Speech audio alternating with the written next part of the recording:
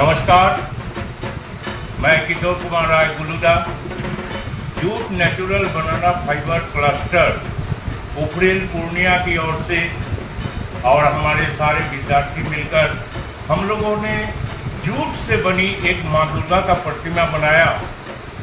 आप सभी को दुर्गा पूजा का हार्दिक शुभकामनाएं, अभिनंदन।